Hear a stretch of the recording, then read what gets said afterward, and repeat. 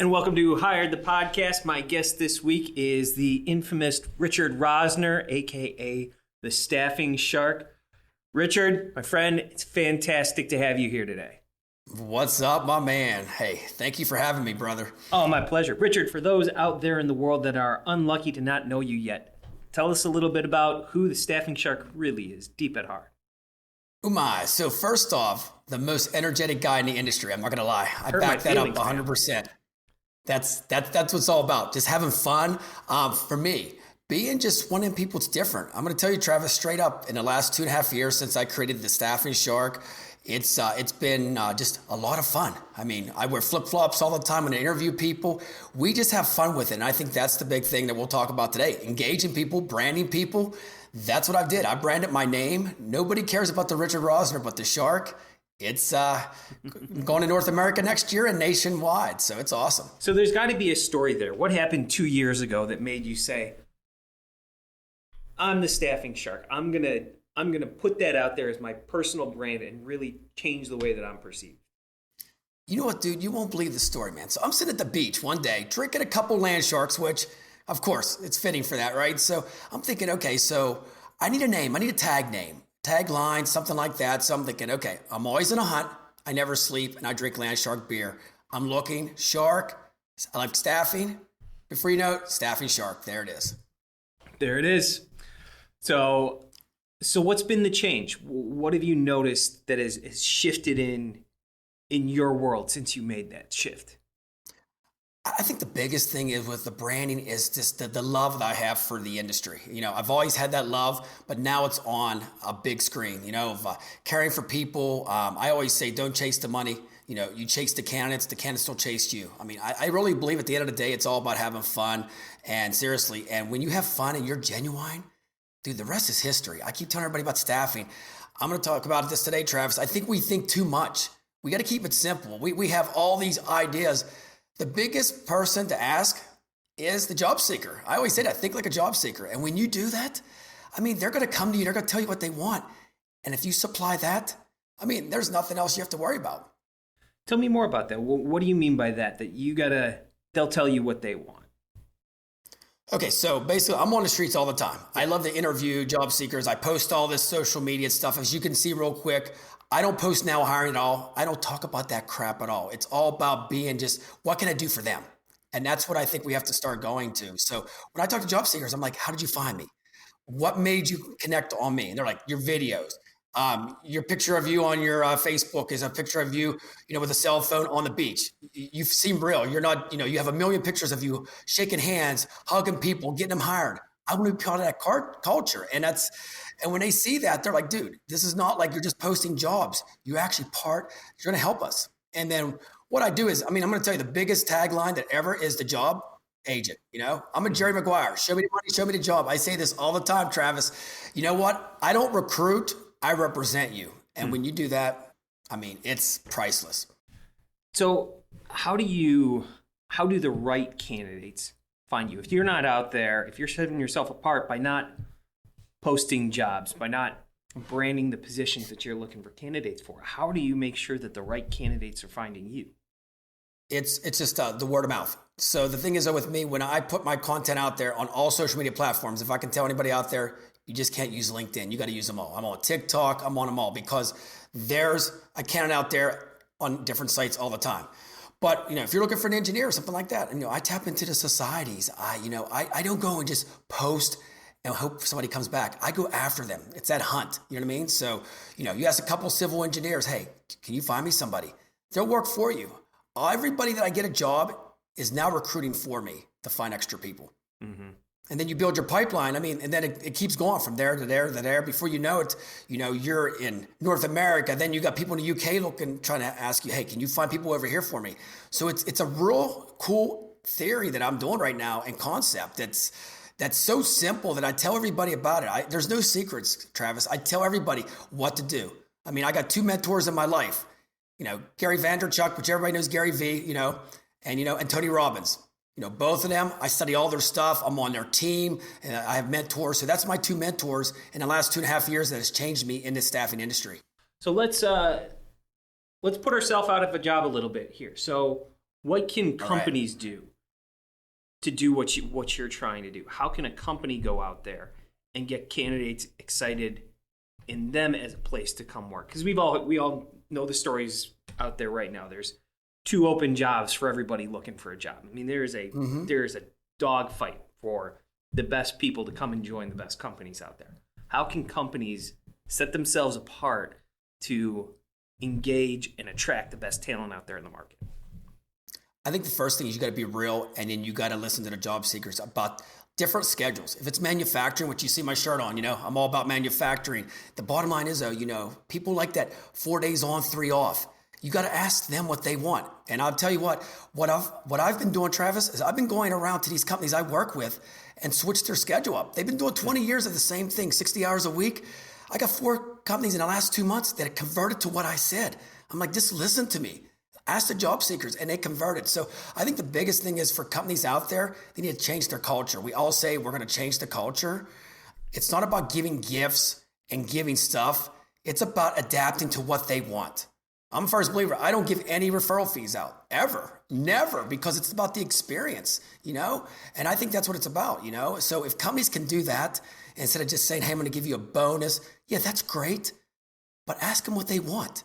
Adjust to the schedules. That's the biggest thing, schedules. Everybody wants work-life balance now. And if companies start doing that, dude, they're going to have so many candidates. Just look at Chick-fil-A. Did you see the thing on there now? 3 days. They're working like 12. I think it's 12 to 14 hours, 3 days, and then you're off the rest of the week. And they said they got 400 applicants in 1 week. So, if that works for Chick-fil-A, why wouldn't that work for any other industry? I think the biggest thing is we have to change, and we have to make it exciting. I always talk about, like my presentation, excite, engage, employ. There's no hiring events. When you go to a hiring event, what do? You sit behind a booth. Well, you know what? I only go to a couple a year, but when I do, there's music playing. I got a camera there to say I can do a video resume with them. I bring them in QR codes. I'm doing it totally different. I'm not giving them any, a stress ball or nothing like that. Why? Because when you meet with me, you're not stressed out anymore. I got you. What was it? Excite, engage, enjoy? Excite, engage, employ. Employ. Excite, engage, employ. That was my presentation all summer. I did it to 13 cities, and man, it's the 3 E's, man. If you do that, I'm telling you, they're going to follow you. They're going to come to you. And I think the biggest thing is we have to talk about is like social media.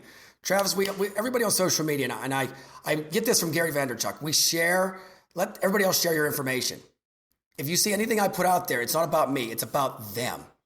And they'll come to you. Like my Facebook page, it's about all my business. Everybody gets a job with me is now my Facebook friend. So guess what? They share all the information I post on there. So we're sharing and we're caring together. And we're building that culture right there. So why would I build it by myself? I build it with everybody else. And when you do that, and I think in our industry, seriously, we all try to do it ourselves. We all try to say, oh, well, you know what? We're going to build our own group and all that. Tap into other people's groups and just be part of it.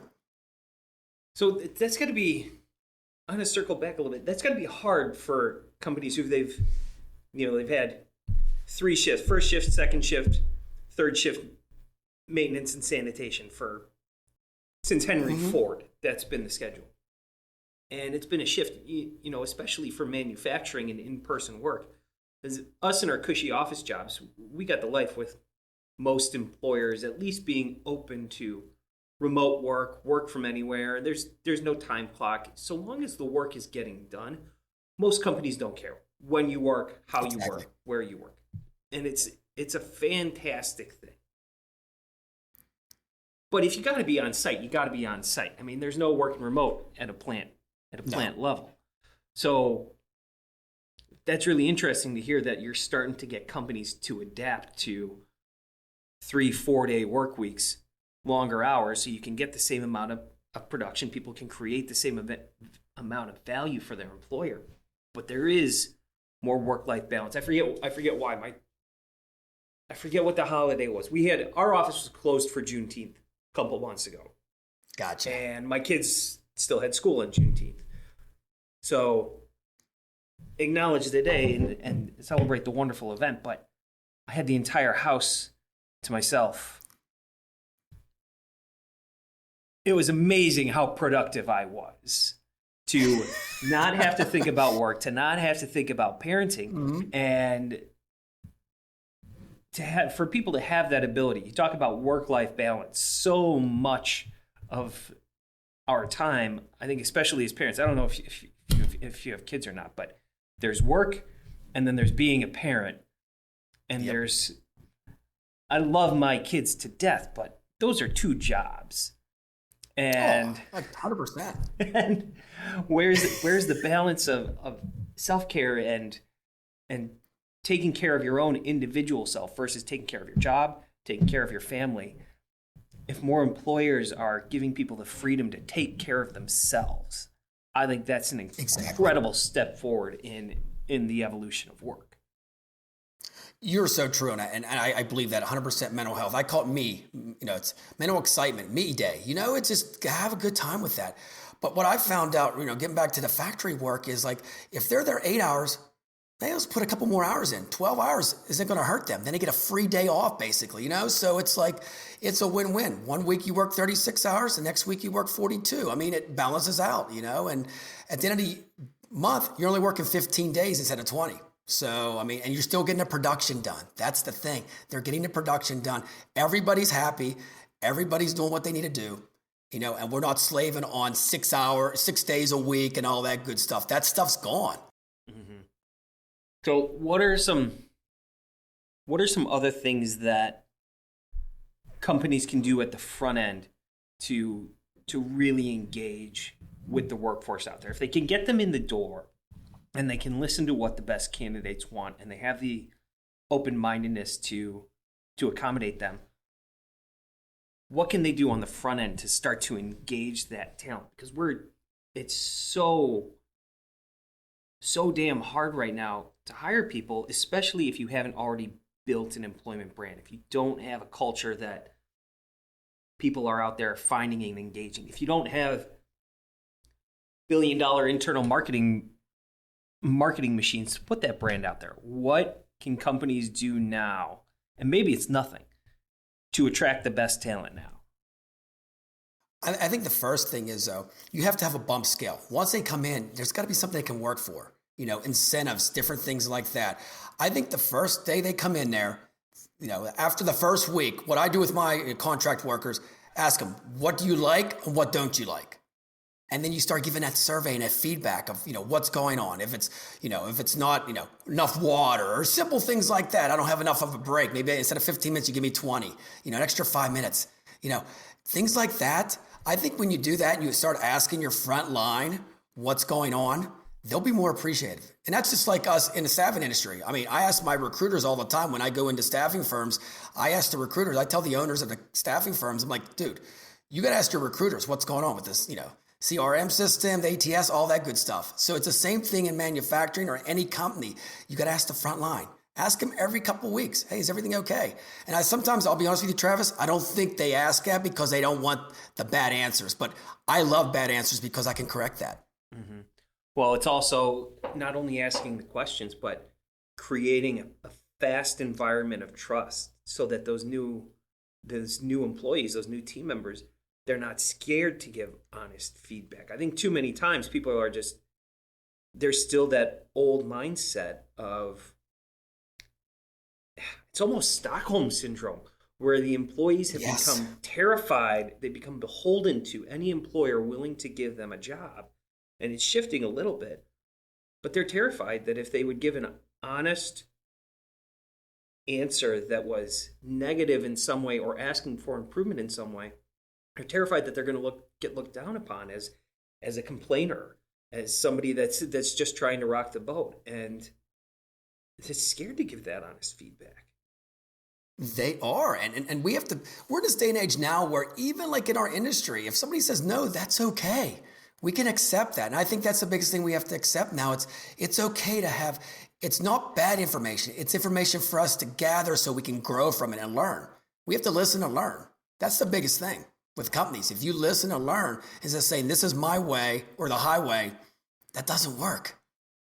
Yeah, and I think the mindset is shifting, but I'm not sure how fast it's shifting, because we're still running into the same issue with companies trying to hire people, that they have the mindset of well, if this person, let's get the candidate for as cheap as we can, or let's make sure that this interview process is incredibly thorough and that they talk to everybody. And if the candidate's not willing to wait, well, then I guess they just didn't want the job bad enough. And that stuff is driving me up a wall. We had I heard a story about a customer that candidate was in the interview process for 3 or 4 weeks, and they wanted him to fly back out for another interview.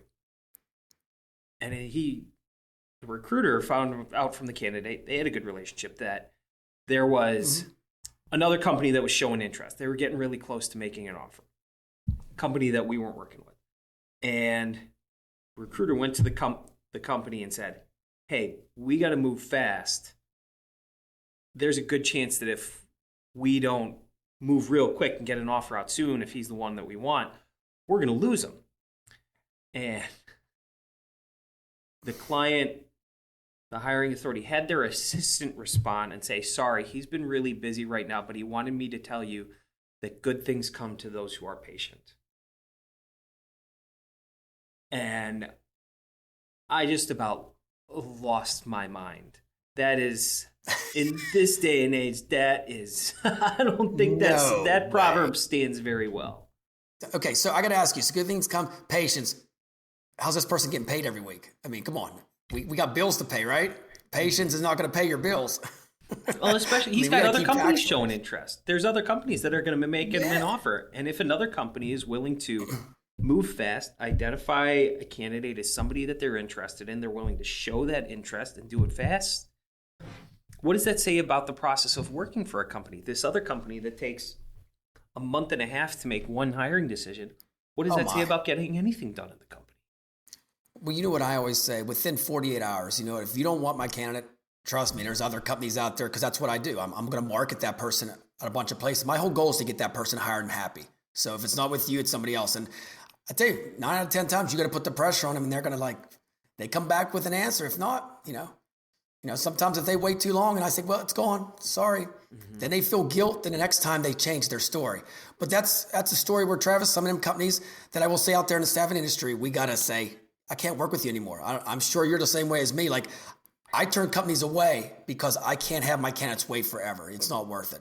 So what's an ideal company look like for you to work with? What companies listening to this right now, they want to know what they can do to be a great employer of choice and have the best candidate.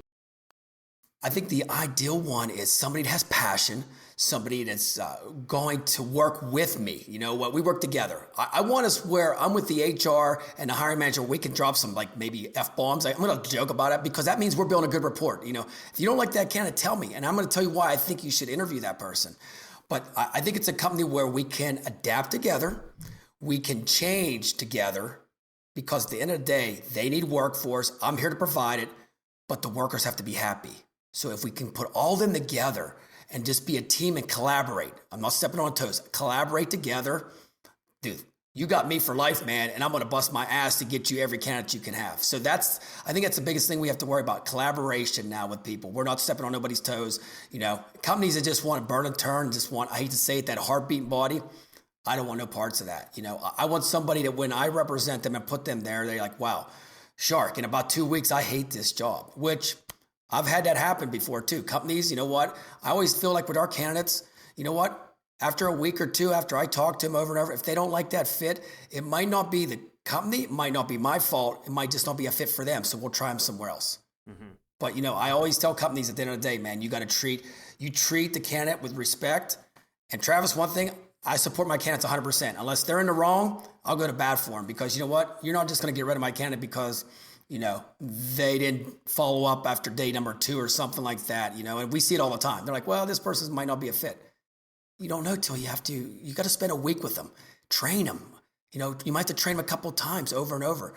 Things just don't happen overnight, And I think a lot of companies, I'm sure you're aware of that, they just as soon as they put you on the assembly line, they expect you to have 100% production day one. Well, that's the thing is hiring is a bet. I mean, the real interview process is a person's first 60, 90 days on the job when you really get to live with them day in, day out, week after week, hour after hour, how much can you really, really know somebody after 2 or 3 hour and a half interviews? You can make the goal of the interview process is to make the best damn educated guess that you can. But it's a guess, it's a bet. Dude, it's like a first date. You know that. It's like a first date. You don't know where it's going to go in a second date, right? It's like, Yeah. You meet him for three hours. You're like, okay, we chat a little bit. We got a little chemistry. Now, is this person going to work out or not? I mean, Yeah, and and when we've used the analogy before that when a company makes a candidate an offer, it's like they're asking them to marry them. And I think I'm starting to disagree with that. Is they're not asking them to marry them. They're asking, okay, do you want to be in a committed relationship? Should we shack up? Should we move in together? That's what you're asking when you hire someone. It's not till somebody's been there for a year that you're like, okay, this is the person that I am in love with. I want to invest in this person and really invest in our future together. And so, yeah, the interview process is the first couple of dates. You meet on eHarmony. Do they still use eHarmony? I don't know. I met my wife on eHarmony. I have no clue. You meet on a dating app. You go out to coffee. You chat over the phone a little bit. You go out to dinner, and then you decide whether or not you want to take the next step in the commitment. We've taken this dating analogy about as far as it can go, but I really think that's kind of what it's like. It is. And you know what? One thing I got to say, Travis, I don't have competitors in my industry. I hate to say it. All the staffing firms around me, I love them all. I mean, if they're fearful because the shark's in town, that's a defense mode they're on. But what I found out, the candidates that come into my office, I had one come in today and he's like, I've never had this experience in my life. I come in, there's music playing, you're energetic. You run to the door and you greet me with a handshake, with a smile. You come down, sit down. There's no cubicle where we're taking a test like we're in trig class. He said, I was at a staffing firm a couple of weeks ago. They had shirts and ties on. They were very stiff. They talked to me for 4 minutes. The woman was typing and not making eye contact with him. I said, if I could say anything in our industry, you got to stop that. I mean, even if you're a company, you got to make eye contact with them. They want to feel loved. And if you're typing and doing all kind of notes while they're sitting there, they feel fearful that you're typing bad stuff about them. That's what they keep saying over and over, That's interesting. So what can candidates do to make sure that they're finding the best companies, they're finding the best opportunities out there that are good matches for them? I think the biggest thing with candidates, though, they got to be patient. But the thing is, though, I'm going to tell you straight up, I think they're going to have to use staffing firms more and more because we are the backbone. We're going to represent them. I mean, when they go into a company by themselves, they have to look at all these things that we already know, that we can say these are caution flags or these are good. Is this going to be a good fit? So I think the more that they spend time with us and we can nurture them on, when you go in, is this something you want? Do you like the hours? Just don't worry about the pay. I think if we start teaching more of our culture like this, it's going to be a win-win for the job seekers. But I'm going to tell you straight up, 2023 prediction, more staffing firms are going to be used more than ever. I've had companies that never used staffing before in the last 2 months are blowing my phone up now because they're like, I don't have the time to sit on Indeed all day and schedule 10 appointments and nobody shows up. So you do it for me, Yeah, they don't have time, and it's harder than it's ever been. So for us in our industry, this is like golden time for us to shine. Golden time to shine, but it's not easy. I mean, we have had more challenges, more counter offers, more companies swooping in at the last minute. I mean, it's presented its own unique set of challenges these past 9 to 12 months. Oh, it is. It's like a surfboard. I always joke all the time. It's like we're riding this staffing wave and we're going to keep riding it. You know what I mean? I think at the end of the day, as long as you get yourself a hardcore of people going to work every day, you're going to have your apples that just go away. But yeah, you're right. Every time we go into a situation, there's going to be some kind of obstacle sometimes, whether with the company or the candidate. And that's where we kind of have to go sit back almost like strategy and say, okay, how do we overcome this so this person can get hired? Because we don't want to walk away. What's been the most unique thing that you've seen in this current market that we're in right now? I think the most unique thing is probably keeping a candidate active, engaged. I'm going to tell you straight up, engaged because they have so many different offers. They can have so many different things to go to keep them, especially in light industrial, where do they go? I mean, they can bounce for a penny more somewhere else. So how do you keep them engaged, active? I think it comes down to one thing, heart and soul. I'm going to tell you straight up, Travis, there's people that will not go to another agency. And it's not just because they're like, dude, you treat me like real. You're a real person. You shake my hand. You text me at 8:00 at night and say, how was your first day from your personal cell phone? This is you. And, I take a little bit of time out of my day and I do that stuff. And I recruit on the weekends. I mean, I tell anybody, weekends are the number one thing to recruit from 10 o'clock to noon. You call 10 people, you get 8 people on the phone. And you know what? They're looking for a job. It's a great thing. So I think the biggest thing is we always say we're going to engage them, but let's engage them the right way, like they need to be treated. That word engage is great. We put it out there, but do we really engage them the right way? And I think it's just like you got to bring them into your family. And when you do that, I mean, they're not, you're going to have some people leave you and stuff like that. But when you start taking pictures with them and you start branding them with you, you're doing it together. I mean, in fact, you know what I do on my social media, and I tell everybody this all the time. You take a picture with every person you hire. I call it the Shark Shake. You put your logo on it, boom. They share it on all their social media platforms. Before you know it, you got 8 to 10 referrals after 2 hires. So there's your pipeline. You'll have 100 people. You won't have to worry about spending $30,000 on a job board. I mean, that's a supplement. And I really believe that if anything changes in 2023, we got to stop relying on job boards 24/7 because I think that's what we do now. I think a lot of people out there, I feel bad saying it, but yeah, we haven't had a job board that we've relied on in, I don't know, at least 5 or 6 years. That's good. Don't you agree? We have to scrub our candidates we have. I always tell when I go into staffing firms, I say, you know what? You have 5,000 people in your database. Let's see how many come up out of the grave. If you get like 50, that's great. Scrub that thing. I think some people just say, oh, I have 10,000 people in my database. Well, how many are dead? Let's try to find that answer because that's money that you already paid for that you can still try to bring up and you see if they can work. And I think the biggest thing is, though, and you know this, you give everybody a second chance here. If they don't show up for work, there's a reason. Maybe they don't have a car. Maybe they don't have enough gas money. That's where that social service field that, because I used to be a probation officer. Nobody knows that pretty much. But, for 10 years, I was a juvenile probation officer. So I treat that with my candidates where I have that social service thinking all the time. Like, they didn't show up for work. Why? What happened? And I tell them all right off the bat, if you don't show up for work, call me, tell me, give me an advance notice because if you don't show up, I look like an ass and then you look like an ass. And I say straight like that. I keep it real with them. And 9 out of 10 times, you have a couple bad apples. They'll say, dude, Shark, I can't make it, 5 a.m. So that gives me enough notice to give the company notice that you can't make it. And I'm like, what's wrong? Oh, I need gas money, I need this. And then we work on a plan to get them the money they need. So I think at the end of the day, we are social service workers. You probably agree on that now. It depends on where you're at. And it could be any industry. It could be engineers. I see engineers right now. They're like, I'm living paycheck to paycheck. So it's just not the light industrial industry. We're in that survival mode. So we have to think that way with every job seeker. Yeah.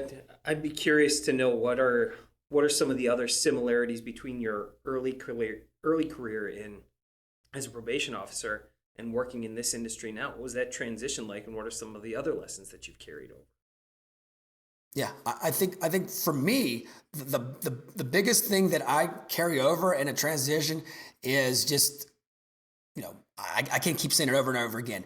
Be yourself, and then you know what? Everything else is going to follow. I keep saying this over and over again, and if I could tell anybody else out there, this stuff is so true. Look at me. I'm seriously. I'm going to UK next year. It's like, why? And it's not because, it's maybe because I have a swag, because I'm confident. And I think we all have to be confident. There's a difference, Travis, between cockiness and confident. When you're confident and you can love everybody around you and not have a jealous bone in your body, seriously, and I talk about this in my speech all the time, it's that Tony Robbins theory. People understand that. They know the positive magnetic force. When you come in a room and you control with positive energy, it's with job seekers, it's with candidates, it's with our peers. They love that. We all want to laugh and we all want to have fun. Yes, there is struggles, but there's always a solution to everything. There is. And I think that's true. We have to think it through. And I think in our industry, sometimes we don't think it through. We make it more complicated than it is. With all the technology and there's a tech stack and all that, what do you get? You only need a couple things and then you add on. grow eventually. You don't have to grab everything at once and then grab it. And I think sometimes, I hate to say it this way, but a lot of recruiters, they like new candidates all the time. All they worry about is new on Indeed. Whatever the new candidate is, that's who I want to call. Mm-hmm. What about the rest of your database you forgot about? What about Johnny and Sarah that you haven't talked to in a month? They called you a couple of times and you never got back to them. I hear this all the time. Every time a job seeker comes in, I say, "Did you ever work with another staffing firm?" "Yep." I text them 3 times, they never call me back. I'm thinking, that's great for me, but it's like, come on, other guys in the industry and women, call your candidates back. And I see it all the time. I don't know if you see it with some of your competitors, but they come in and are like, "I just want somebody to call me back and tell me what's going on with my job search." It's one of the worst feelings out there for a candidate. It's the biggest complaint about recruiters is that they'll hear from a recruiter and then never hear from them again. Bingo. You know that. And that's why I don't like that word recruiter. That's why I call myself a job agent. I tell them, "Dude, I represent you, man. I don't recruit you at all. You want to go recruit, you go down the road to the ABC staffing firm. I'm here to hook up with you forever, You go through this job, you need a new one. And when you have that mindset with them, I don't care if, like I said, I have engineers going to work and they're like, dude, they're like, they call their friends and it's like, I get texts that says, "Check out the job agent, reach out to him." Mm-hmm. They never done that. They're like, "Oh, check out the recruiter." They don't care about recruiter, but when you say you're a job agent, you're representing them, they feel important. See what I mean, Travis? We're going into that positive mindset with them. Little key words like this goes a long way. And then some guy a couple weeks ago, or maybe a year ago, called me America's job agent. So that's what I put on my tagline. I'm America's job agent. He said, "You can find me a job anywhere in the country because if I can't find you something, then I'll call you, Travis, in Chicago or wherever, and say, hey, here's a candidate. Can you find him something?" You know what I mean? We share. And I think that's the biggest thing that we need to do in our industry is to share and don't expect anything in return. I mean, yeah, you can work out some kind of partnership, but there's enough business for all of us out there with companies and everything. So I think if you have that mindset that I keep saying over and over again, I mean, I'm going to tell you, I don't work anymore. I have freaking fun with it. It's fun. Every staffing firm I go into has been positive. I've been doing this for 12 years and have never had a negative year. I've grown in every company I've been at. And is it because me? It's because all the people I surround. I bring the best out of everybody. And I think that's what we have to do with companies, recruiting, everything. Bring the best out. Be a coach, but we want them coaches where you're active with them too. I mean, I got a full desk. I'm doing business development. I call it consulting. I don't sell anything, I'm just doing consulting work with them and trying to add to their supplement to their workforce. I'm doing the job agent thing, I'm doing the speaking. So if I can do all this stuff, everybody else can too, And I think that's the biggest thing is if I stepped away from the recruiting part and the business development, then I wouldn't know what I'm talking about. I love that every day, that grind. And I'm sure you do too. I love it. I love bringing candidates in and hearing their stories. Mm-hmm. Yeah, at this point, I don't know how you could step away from any aspect of it, especially because you've built such a great brand for yourself. And I know that sounds a little hackneyed to say you've built a brand when you're just being yourself. But I think there is it's worth it for people to take some conscious time to think about the brand that they're building for themselves, what they're putting out there. And so what can candidates do? What should candidates do to build their brand as a great person to go and work for an organization so that you or other staffing agencies or search firms or companies, internal talent acquisition teams, that when they're looking for someone, there's a couple of candidates that have done a really great job of building their employment brand that really, really stick out in the market as people who are experts in their field, and they're getting reached out to by companies and talent teams all the time. I think the biggest thing is though, besides being yourself, you got to be a little bit different. I know I always say this: be you, be different. That's one of my taglines all the time. I think find yourself a little bit of a tagline. If you're a civil engineer, call yourself something. It's okay on your resume to put some of this swag out there.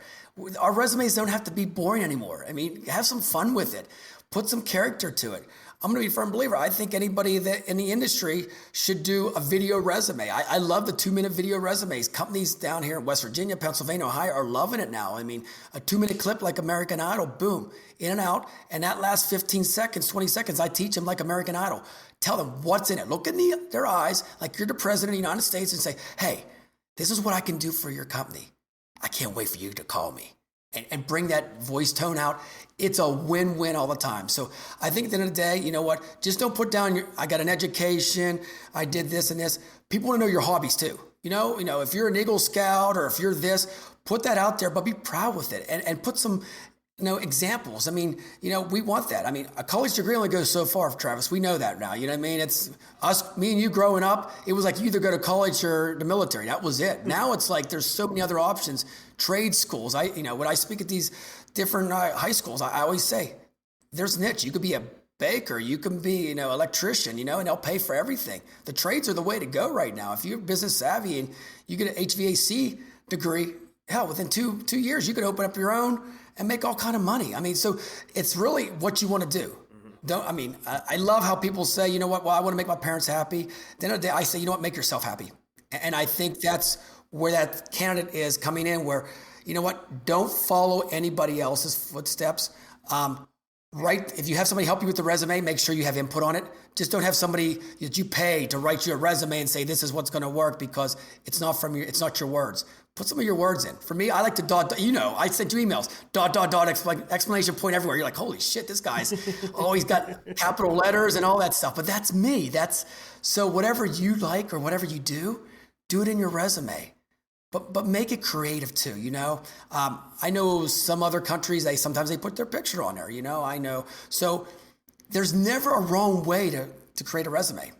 Make it where it's comfortable to you and put it out there. Your exclamation points, my ADD brain, it's parentheses. I use way too many parentheses because I had this one thought and I'm like, oh, there's this little thought. It's a little bit of a tangent. It's kind of close. I'm going to put it right here, but it really has nothing to do with what I'm talking about. Way too much. But speaking of college and trade schools, I actually just read a report that said that 2023 is going to be a great year for graduating seniors. Companies are going to be hiring 15% more college seniors this year than they have in the past 4 years.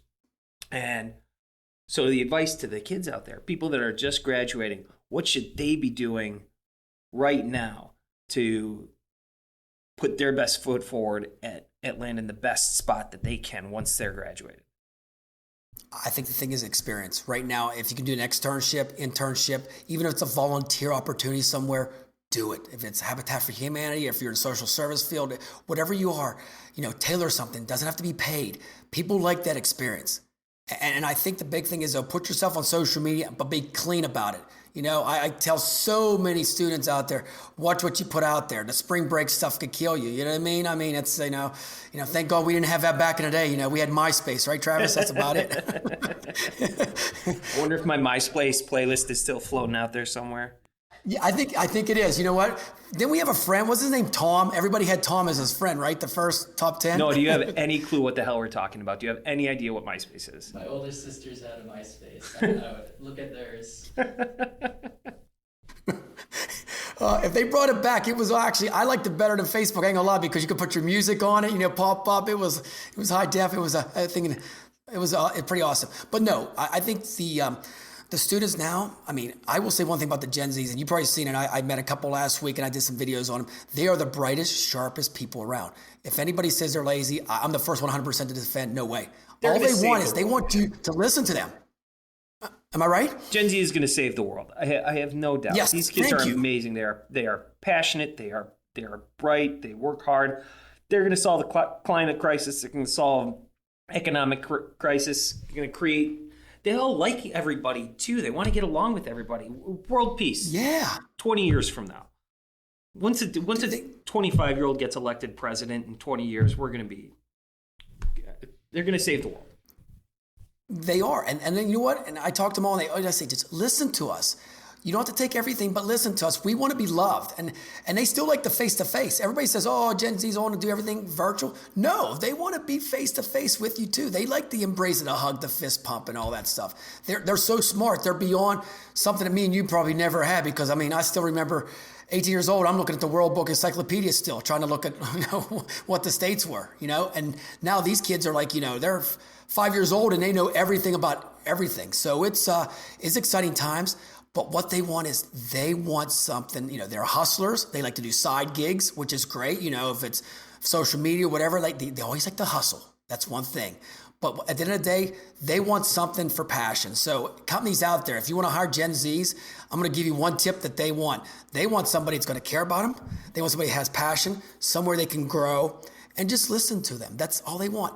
Listen to us. We're going to tweak it. We're your future workforce. Whatever you've done back in the day is great, but we're willing to transition with you. And if you do that, I mean, they'll be your best friend. They'll be your best allies. They'll bring you a million candidates too. I mean, because that's how they are. Every Gen Z knows somebody else looking for a job, so it's a great, I can't wait. I mean, the next 10 years are going to be amazing for our workforce. Well, I think that seems to be the theme of the conversation there, Richard, is just listen. He asked about what can companies do to attract the best candidates? They can listen. What can companies do to attract Gen Z?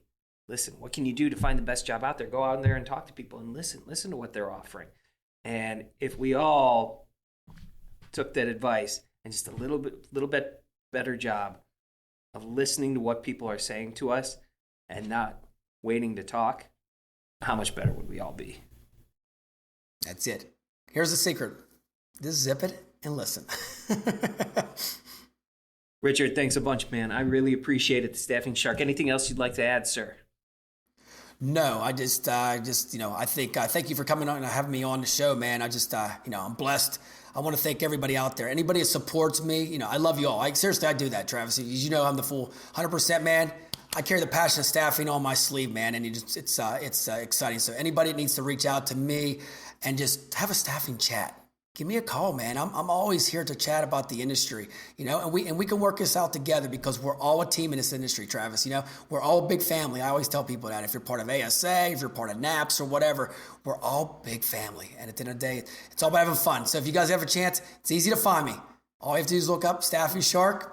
I'm there everywhere, man. But I love you all. Hey, anything I can help, let me know. Richard Rosner, Staffing Shark. This has been Hired the Podcast. Thank you so much for listening. Check us out wherever you get your podcasts. Please make sure to like and subscribe if you're not doing that already. We got a bunch of great episodes coming up here soon in the next couple weeks, couple months. Big thank you to our producer, Noah. Noah, you've been great. Richard, thank you so much. Talk to you soon, my friend. Take care, my man. Stay safe.